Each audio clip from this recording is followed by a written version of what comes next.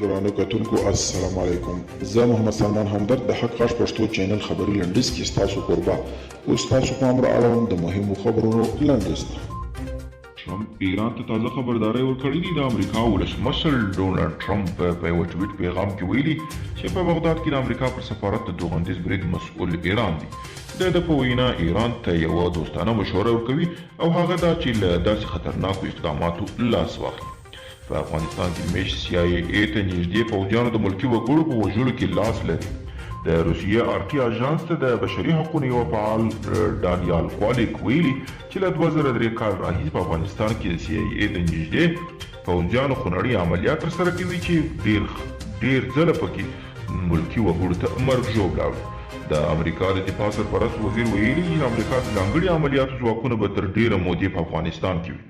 کریسټوفر میلر ویلي د ځانګړو عملیاتو دغه پوځیان تر ټولو لومړی افغانستان ته راغلي، نو دوی به وروستي کسان وي چې له افغانستانه ووځي. د ولسمشر ټرمپ د ټاکنیز کمپاین مسؤلینو پریکړه کړې چې د راتلونکي جنوري په 20 د نوي ټاکل شوي ولسمشر جو بایډن د لوړي د مراسمو په ورځ ډونالډ ټرمپ ته هم د لوړي ځانګړي مراسم جوړ کړي. د ټرمپ ټاکنیزې ډلې ویلي چې دغه مراسمو ته تر اوسه 250 کسانو د ګډون په موخه نوملیکنه کړې.